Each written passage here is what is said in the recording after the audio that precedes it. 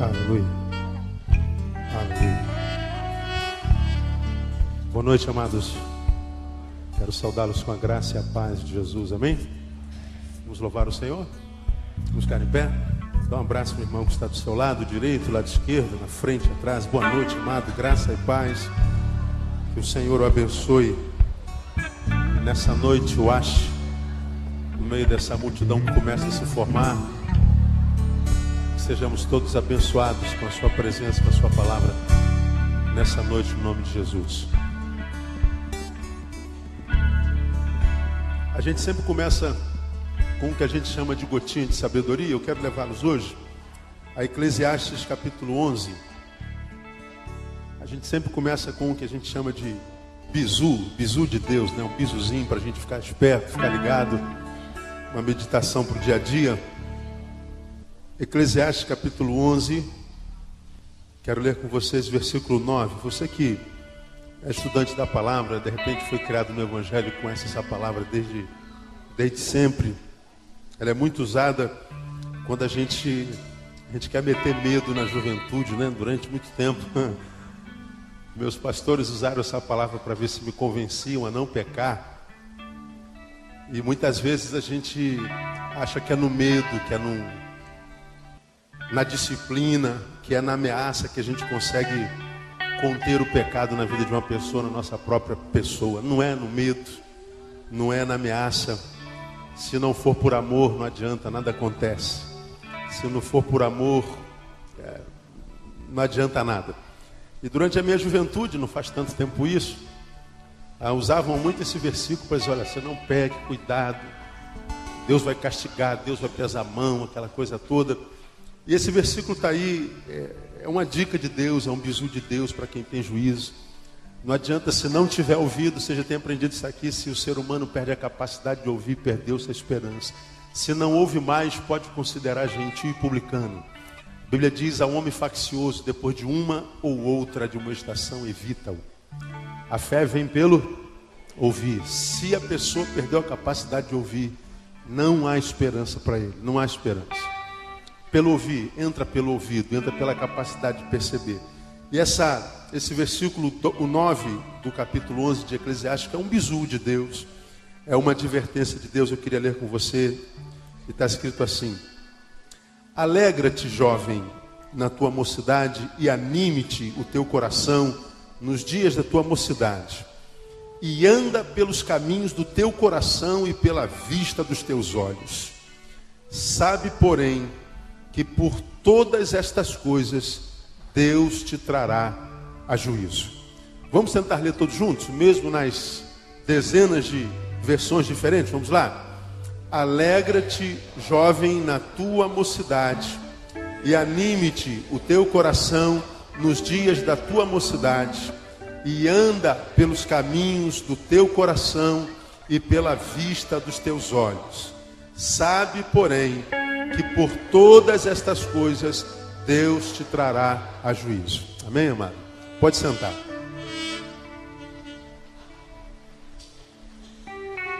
Geralmente quando a gente lê esse versículo, a gente se atém à última frase. Deus te trará juízo. Cuidado, vigia, cuidado com Deus. Deus é perigoso, né? Cuidado com o Senhor. Deus é vingativo, Deus é disciplinador. A gente vende uma imagem muito ruim de Deus quando a gente prega um Deus assim. Eu estava passando na cantina domingo e tinha uma criança que não estava obedecendo a sua mãe. E eu estava passando por acaso. E a mãe não tinha mais argumento para convencer o filho a não fazer mais bagunça. A mãe parece que não tinha mais autoridade sobre aquela criança de 6 anos. E ela então apelou: se você não me obedecer, vou te levar para o pastor Neil. Aí eu estava passando atrás dela, eu falei: poxa, quer dizer que eu sou o diabo para o qual a gente leva a criança se a gente perde a autoridade enquanto pai.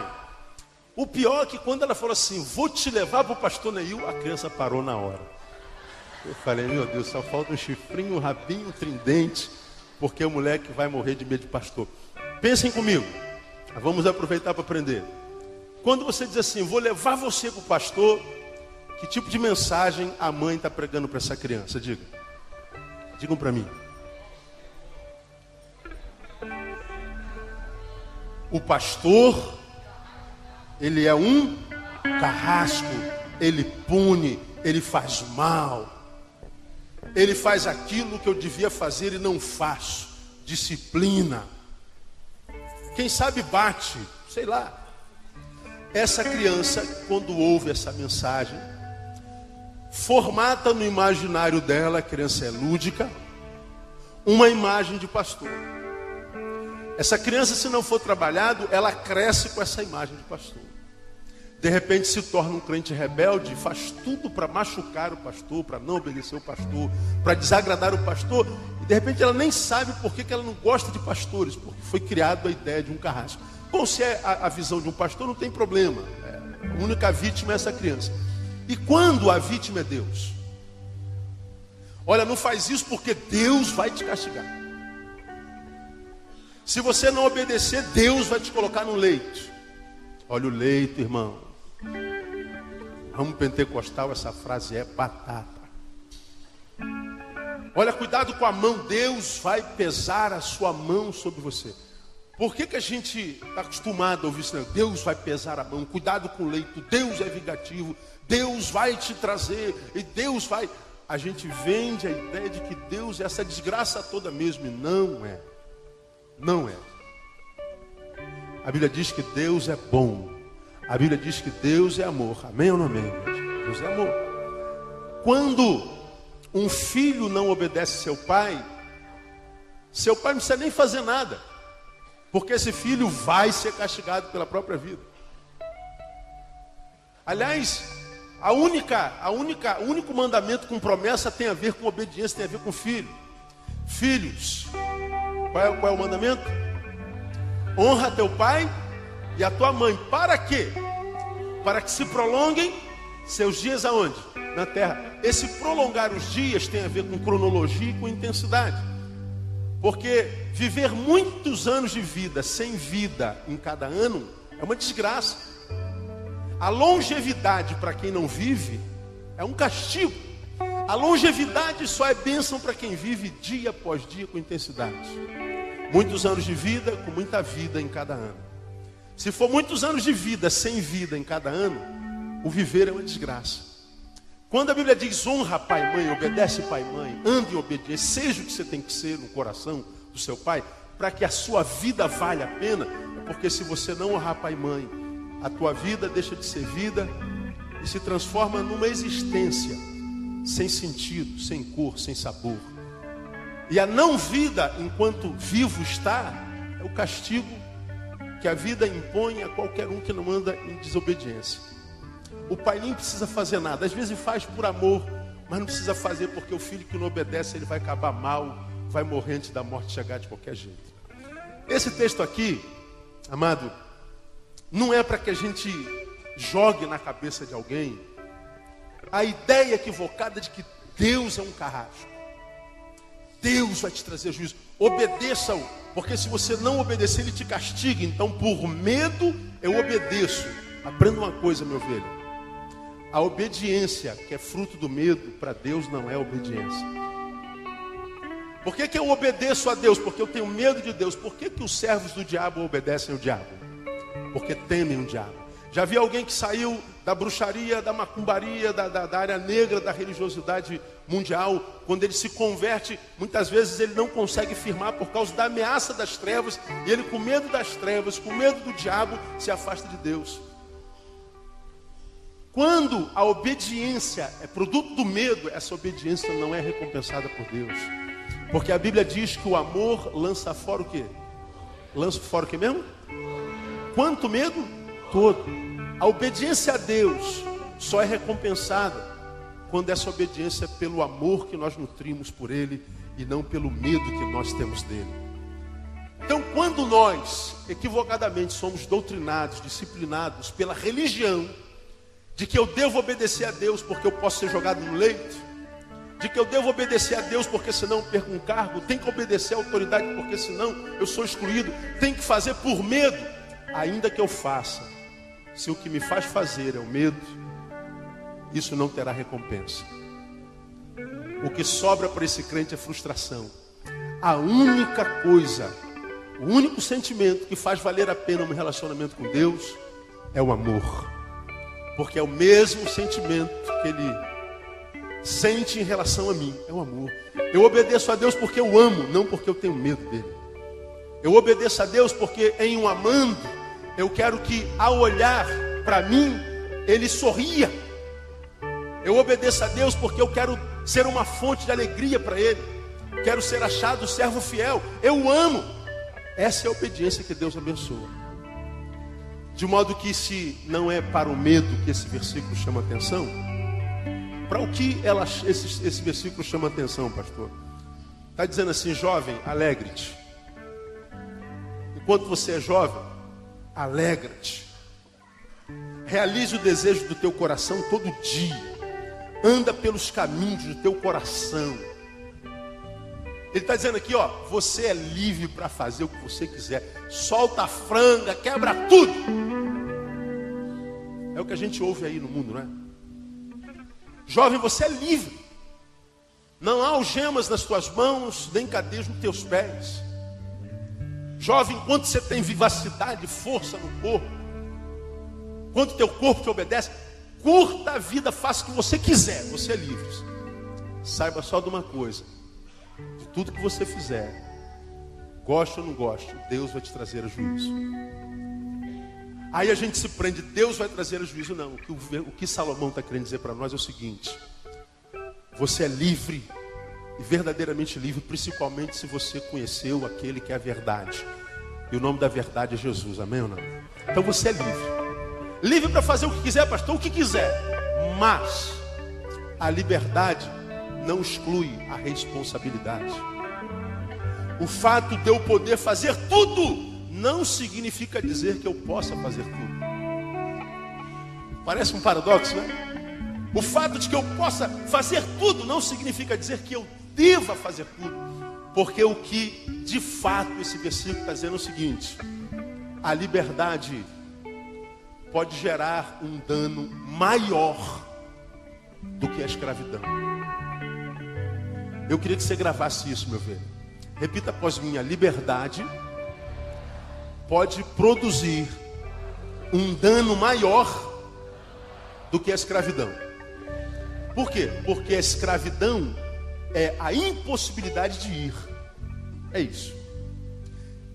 E a liberdade? Liberdade é a possibilidade de ir sem volta. Quantos jovens você não conhece que, no usufruto da sua liberdade, falaram assim: eu sou livre, vou fumar um baseado? Verdade. Eu também sou livre para fumar um baseado. Pode fazer um cigarro de 1 metro, que eu sou livre para fumar. Eu sou livre para produzir uma boa ideia. 51, tomar uma cachaça, somos livres para isso. Agora, quantos que fumaram o primeiro baseado porque eram livres, hoje são escravos da droga? Tentam se libertar dela e não conseguem. Quantos, porque eram livres, tomaram o primeiro trago, boa ideia, mas nunca mais conseguiram deixar de beber, morreram lá. Quantos viveram a primeira experiência sexual porque era livre, hoje é escravo dessa sexualidade? Quantos que em nome da liberdade foram e não conseguiram mais voltar?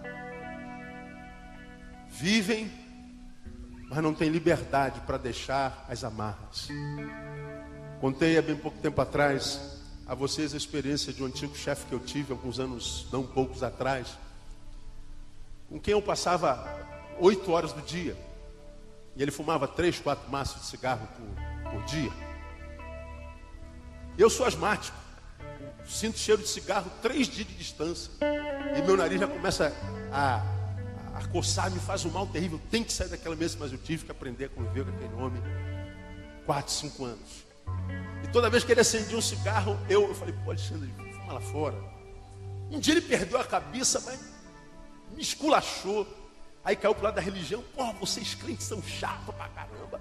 Bando de escravo, não pode fumar, não pode fazer nada, eu não posso fumar. Vocês são chatos pra caramba. Pô, eu estou de saco cheio de você com essa tua religiosidade. Eu não posso fumar meu cigarro. É para você um miserável, ser um escravo que não pode nem fumar. Se você fumasse, acabava com esse problema. Mas você não pode fumar, não pode beber, não pode cheirar, não pode transar, não pode fazer porcaria nenhuma. Você é um escravo como todo crente. Eu não gosto de crente. Vocês são um bando de escravos. Escravo eu sou escravo, Alexandre. Eu que sou escravo. É um escravo mesmo, crente pode fumar, crente pode beber, crente pode trepar. Eu falei, pode. Você pode fumar? Posso. Peguei o cigarro dele e botei na boca. Quem vai me proibir de dar um trago, Alexandre? Quem aqui nessa sala, só tínhamos nós dois, é homem suficientemente para tirar esse cigarro da minha boca? Quem vai fazer isso? Ah, ninguém, pô. Pois é, eu sou livre para fumar, mas eu não quero fumar. Eu sou livre para beber. Se eu for lá embaixo, lá no nome do cara era Januí, dono do botequim onde a gente almoçava. Você fala, seu Januí, bota uma caninha da roça aí dobrada. E se eu botar o dinheiro em cima do balcão e quiser tomar a caninha da roça, quem vai me pedir? Ninguém. Pois é. Sou livre para encher minha cara, tomar um porro e um cachorro lamber minha cara. Mas eu não quero beber. Se eu quiser ir lá na praça e comprar 1 quilo de cocaína e cheirar, quem vai me pedir se eu tenho dinheiro para pagar? Ninguém. Pois é, eu sou livre para cheirar cocaína, mas eu não quero cheirar. Agora você, Alexandre, para de fumar. Joga esse cigarro fora. Joga esse maço de cigarro pela janela e nunca mais toque nisso. Pô, tu sabe que eu não posso fazer isso? Eu fumo há mais de 20 anos, desde moleque. Pois é, quem é o escravo aqui? Eu ou você? Ele parou, ficou quieto, saiu, foi fumar do lado de fora. E aí, quando nós falamos sobre isso, eu falei a vocês que livre não é quem pode fazer tudo o que quer. Livre é quem não faz o que não quer. E é a respeito disso que esse versículo está falando. Pior do que a escravidão é uma liberdade sem responsabilidade. Porque a escravidão pode me impedir de ir. Mas se a liberdade não for vivida com responsabilidade, eu posso ir sem a possibilidade de retorno. O que é muito pior. Adoeço sem que haja cura. Escravo não é quem pode fazer tudo o que quer. Escravo é aquele que pode fazer tudo o que quer e pode não fazer o que não quer. Você quer encher a cara? Pode, mas porque é livre, não enche. Você quer cheirar 1 quilo de cocaína? Pode, mas porque é livre diz não cocaína. Você quer fazer tudo o que o mundano faz? Você é livre. Mas porque é verdadeiramente livre, você não faz nada que possa te escravizar. Esse versículo fala de liberdade com responsabilidade. Porque se a gente, enquanto cristão, nós não vivermos a nossa liberdade com responsabilidade, a nossa fé é vã. Quantos crentes amarrados, impossibilitados de sorrir, possibilitados de liberar uma palavra de graça, de estender a mão, de ser um canal da bênção de Deus, porque não tem moral, porque não tem vida, porque não tem autoridade espiritual, porque tem medo do diabo, porque não vive uma vida de quem é livre com responsabilidade. Gente amarrada, que porque está amarrada no pecado, está amarrado no pecado oculto, vive vida dúbia, vive vida dicotômica, não tem autoridade para repreender um espírito maligno, não tem autoridade para repreender a depressão que bate no nosso coração todo dia, não tem autoridade para viver com intensidade. O único tempo que a gente tem para viver é aquele tempo que se chama hoje. E como você tem aprendido aqui, tudo que a gente tem na vida é hoje. E se a gente não viver esse hoje, a gente vai passar pela vida sem ter vivido. Nasce, morre, sem viver. E você já aprendeu que pior do que a morte é a ausência da vida. Amado, se pois o Filho vos libertar, verdadeiramente sereis livres. Mas uma vez que você já está liberto, livre, viva essa liberdade com responsabilidade. Senão você só se transforma num evangélico. Só isso. Um evangélico mentiroso, religioso, frequentador de igreja, esquentador de banco, que só terá de Deus enquanto está no culto, mas que quando acaba o culto, acaba o que Deus faz na sua vida. Viver assim é um inferno, é uma desgraça, Porque o Deus que a gente serve, Ele não é Deus só de domingo, Ele não é Deus só de quarta-feira. Ele é Deus de todos os dias da semana. Ele é o Deus de 0 a 24 horas. Ele é o Deus que está conosco todos os dias até a consumação dos séculos. Ele é o Deus que está conosco quando a gente está lá nos montes, mas é o Deus que está conosco quando a gente está lá nos vales. Ele é o Deus que nos cobre com a sua graça, nos cobre com o seu manto e nos guarda debaixo das suas asas. E a gente pode contar com Ele todo dia, se a gente vive uma vida de liberdade com responsabilidade. Deus te abençoe com essa palavra e te dê a graça de viver a liberdade com responsabilidade, no nome de Jesus. Amém, amado? Vamos aplaudir o Senhor e vamos adorar o seu nome. Vamos ficar de pé. Oh, aleluia. Feche teus olhos, uma frase.